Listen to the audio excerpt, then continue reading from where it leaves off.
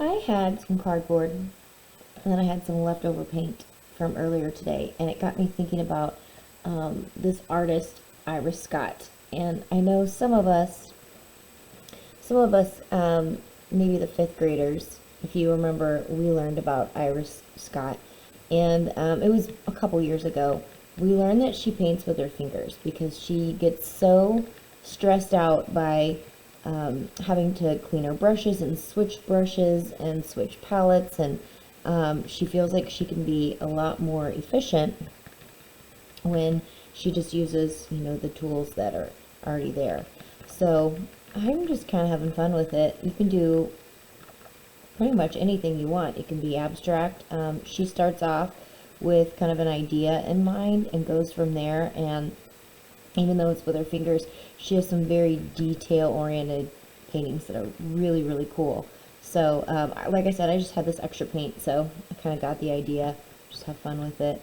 I like how the colors are blending and just kind of, I don't know, I think it's interesting. So, I'm going to keep working it and see what I come up with. And if you guys have anything, any kind of paints, these are just little acrylic paints that I had. I just have, I don't have a fancy palette that I'm working with right now. Again, I just have a paper plate. It's got kind of a deep edge so that my paint won't go everywhere. And then I found just some cardboard that I had lying around, and I just thought it would be fun. I think I'm gonna do this as a background and let it dry, and then do something on the top after it's dried. I'm going to use this as a background and then do something on the top. So to be continued. We shall see what happens. So I thought I might share this with you guys in case you've got some paints laying around. You could probably do this with any kind of finger paints that you guys may have from when you were kids. It would be hard to do this with watercolor, but you could certainly try anything that you guys have. A lot of you may have some kind of tempera paint at home too that you could use. So anything that you have that you think you could pull this off with, definitely have something underneath and definitely have something to wash your hands nearby.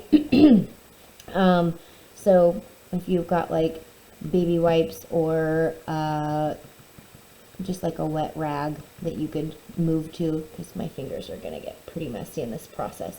So definitely be prepared, and if this is something you should probably check with your parents before doing. Obviously finger painting is something we don't typically do, so definitely check with those parents. Make sure you've got a good setup before you ever dip your fingers in the paint, because you don't want to be stuck with messy fingers and then not be able to clean up or move something that needs to be moved. So anyway, I hope you guys kind of play around with this if you can. If you can't, I totally understand.